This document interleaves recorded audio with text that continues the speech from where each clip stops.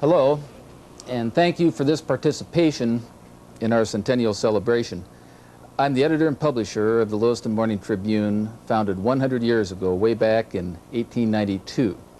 And I'm here to welcome you to our... There were only 4 homes on Normal Hill. Clarkston consisted of a lone log cabin. Worse for the Alford brothers, the sparsely settled town already had an established newspaper, the Teller. And like so many struggling towns of that era, Lewiston was better known as a newspaper graveyard than as a newspaper spawning ground. 6 other newspapers had been started at Lewiston: the Golden Age, the Radiator, the Journal, the Idaho Signal, the Northerner, and the Nez Perce News. All 6 had gone under before the Alfords had the brass to try another. Other papers were started and died over the years in opposition to the Tribune. The last of their number, the Lewiston News, was finished on October 1st, 1937. The Teller, the Tribune's first competitor, had lasted until 1909. But growth in circulation was slow at first, just a trickle at the outset. Then the Tribune began its long, steady growth, reaching 3,900 by 1898, 7,500 by 1938, 12,000 by 1948, 16,000 by 1958, and 17,000 in 1961, when the paper moved into its present building. Today, Tribune circulation stands at about 25,000 during the week and tops 26,000 on Sundays. When those 2 Texans named Alford stepped off that steamer a century ago with little more than a shirt tail full of type, they had their work cut out for them. And the truth is, they struggled against failure for those first few years, but they nurtured their newspaper through the lean years and turned it into a robust reality. This part of the Northwest hasn't been the same since the day they arrived. The first edition, the Weekly Tribune, hit the streets September 29th, 1892. By 1895, it was a twice-a-week Tribune. On May 9th, 1898, it became the Lewiston Daily Tribune, answering the community demand for more frequent news of the Spanish-American War. 5 months later, on October 2nd, 1898, the paper changed from afternoon publication to the early hours of the day, becoming the Lewiston Morning Tribune. 100 years ago, that's a long time in Western terms, but it's only yesterday in the history of humankind. Lewiston is one of the oldest towns in the Northwest and one of the newest in the world. Looking at it another way, the Tribune was founded just 2 generations before our time. In fact, the grandson of one of the 2 founders still runs the place today. How long is 100 years? Benjamin Harrison was president the day the Tribune was founded, though he was defeated by Grover Cleveland 6 weeks later. America has had 19 presidents since the Tribune first started covering elections. Queen Victoria still reigned in England. The sun never set on the British Empire, and America was a fledgling power when the Tribune first started bringing news of the globe to this corner of the country. The Tribune has reported to its readers on all the violent conflicts from the Spanish-American War to the Gulf War. The Tribune has told its readers of Hitler and Churchill, of Freud and Einstein, of Truman and Nixon, of the Boston Strangler and Mother Teresa, of Picasso and Grandma Moses, of Crosby, Caruso, and Elvis, of kings and senators, loggers and lawyers, teachers and sheriffs, nurses and cooks, of children who laugh, young men who die, and mothers who cry. The year the Tribune was born, the best-selling car in America was the horse and buggy.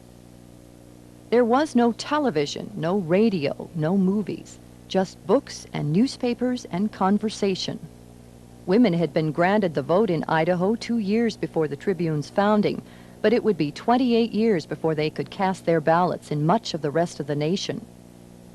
In 1892, the moon was a distant orb visited only by poets, and space was that place above the advertisements where the first Tribune readers found their news. Why did that one newspaper survive when all the others went under?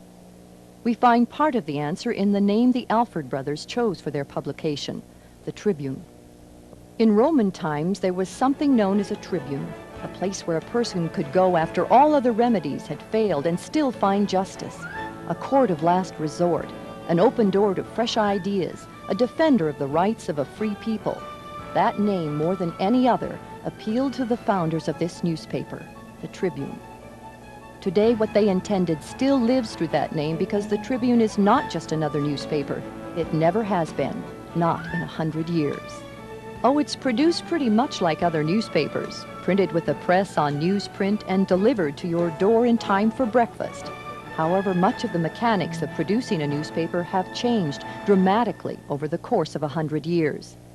In the beginning, the telegraph supplied news of the world available otherwise only by word of mouth or from letters that often took weeks to arrive. The earliest Tribune reporters relied on pencils and notebooks. Typewriters came next. And then came computers in 1975 with words composed on the hungry face of an electronic tube. The technology of printing has followed the same pattern during the Tribune's time in Lewiston. At first, each letter, each word, each line was assembled by hand. The linotype, an amazing machine operated simply by typing on a keyboard, activating wheels and levers that rapidly molded hot lead into type, was the first major advance in technology at the Tribune in 1898. That magic machine served the Tribune and newspapers throughout the world during most of the 20th century.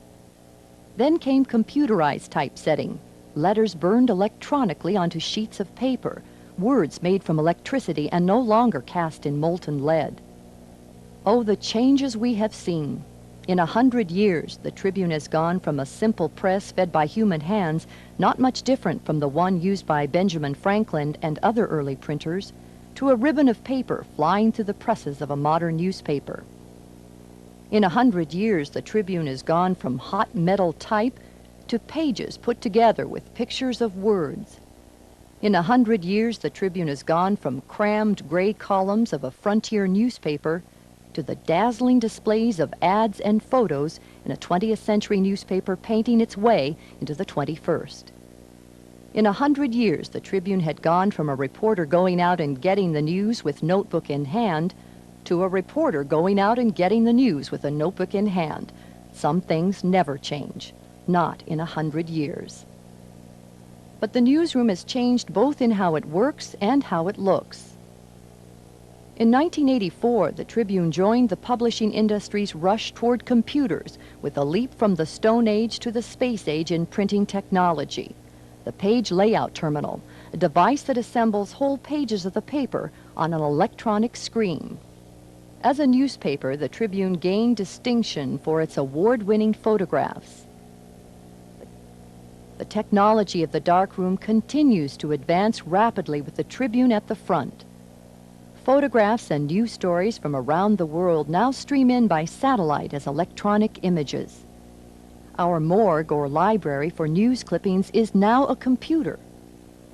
On the home front, the Tribune's business remains the same as it's been for 100 years, supplying news of the community. Reporters scour the region for news each day, and some members of the public bring their news directly to the Tribune. Our switchboard operators greet customers and direct them to the proper place.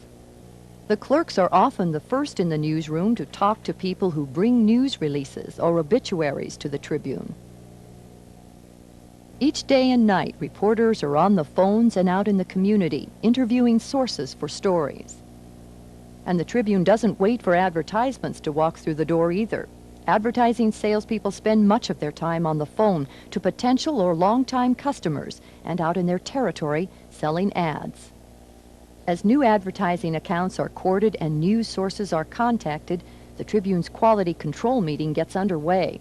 Each morning, a group meets to comb that day's Tribune, looking for the flaws and blemishes that inevitably crop up in each day's paper and deciding how to fix them. As the day goes on, reporters in the newsroom begin to pin down the stories they'll be writing. Editors and photographers meet in the newsroom at 5 p.m. to decide what stories and photographs will go where for the next day's Tribune. It's starting to get interesting when they talk about what percentage. In the newsroom, things heat up after the huddle. The city editor reads and edits each story and sends it into a computer file for the members of the news desk to ready it for the page. The news desk proofreads each story on the computer, writes a headline for it, and paginates it. That is, puts it together electronically on the page with other stories. The Tribune also produces special sections and pages each day beyond the regular news pages. Writers and editors put together the entertainment and outdoor sections. Gather and produce all the sports news. Write the opinion page editorials and columns.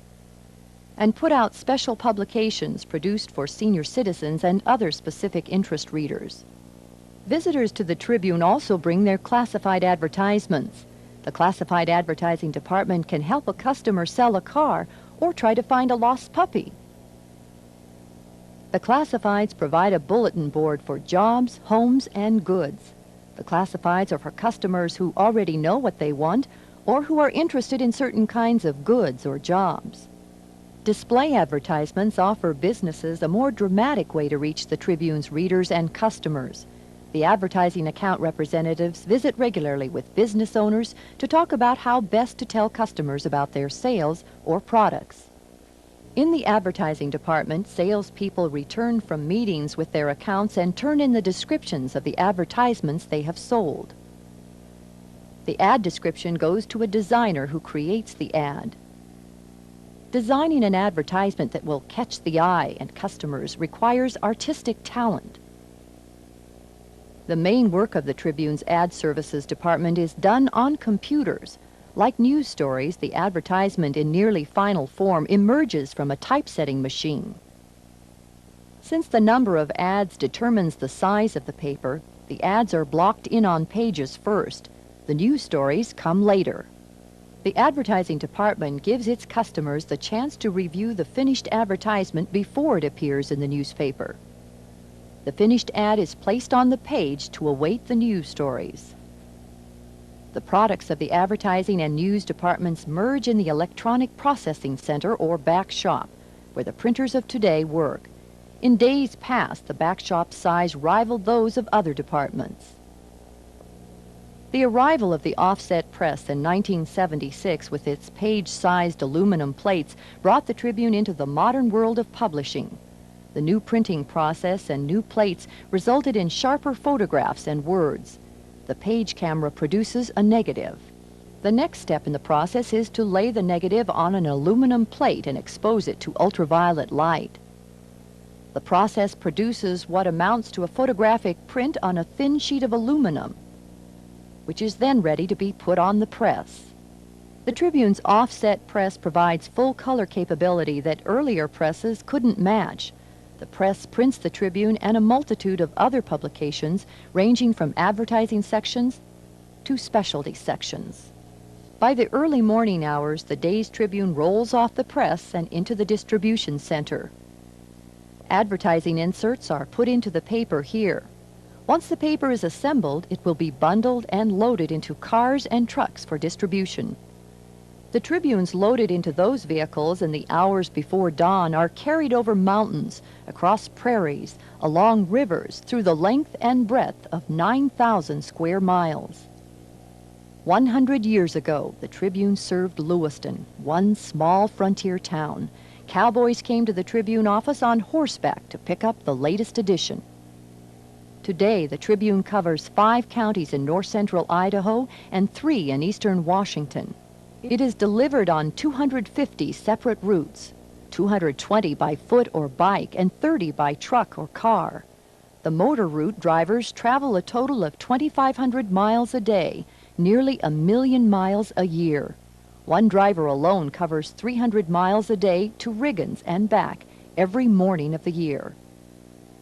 Tribune carriers are independent contractors working for themselves, paid for each paper they deliver, and deliver them they do, long before most of us get rolling each morning. The early bird not only gets the worm, but delivers the Tribune through all kinds of weather, through floods and storms, through snow and rain, even through the volcanic fallout from Mount St. Helens, and best of all, through the dawn's early light of bright sunny days. Behind that tenacious band of people out there in the morning hours is the command center, the Subscriber Services Department. The Marketing and Promotions Department handles special advertising sections that regularly come out in the Tribune. In the business office, staff members make sure everyone working at the Tribune gets a paycheck on time. The business office keeps track of vacation and sick hours for the 150 Tribune employees, makes sure the Tribune's bills get paid on time, and keeps track of the billing of Tribune advertisers. The information systems employees deal with a part of the Tribune none of us can live without, the computer systems.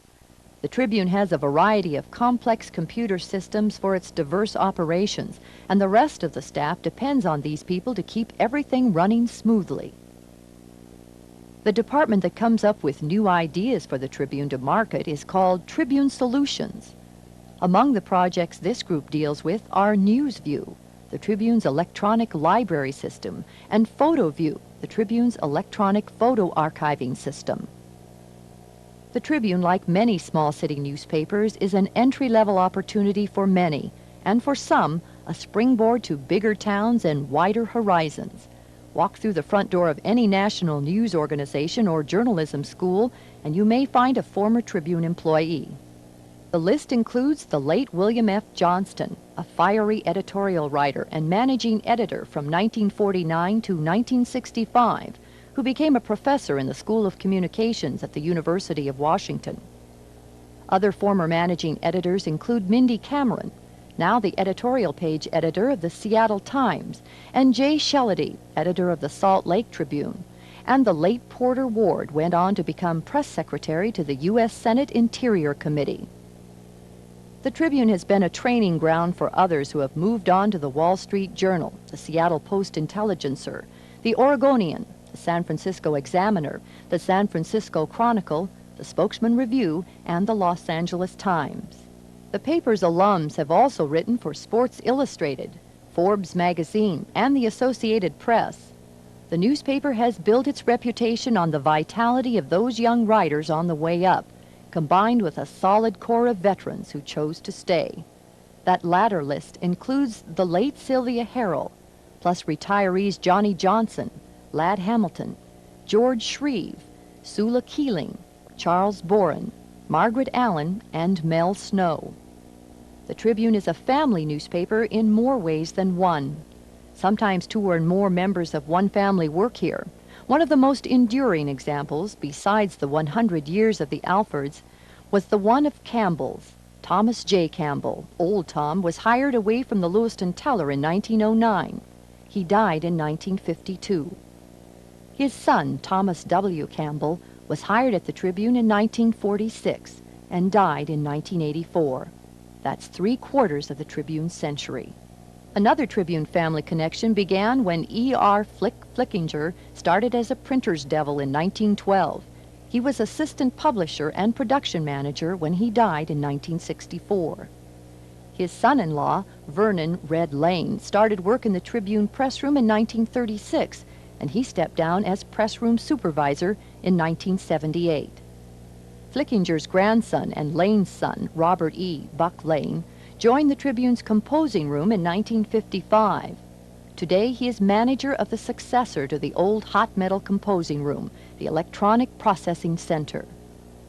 O.J. Jack Immel, a Tribune photographer from 1971 who rose to corporate production director before his death in 1985, has two sons at today's Tribune.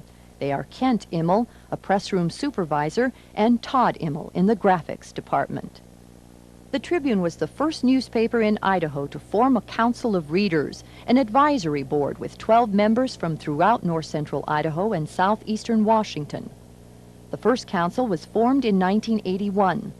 The present group, Tribune Community Advisory Council 7, like its predecessor, meets monthly to critique the newspaper, offer suggestions, meet with its management and employees, and without bashfulness, to help make the Tribune a better daily newspaper.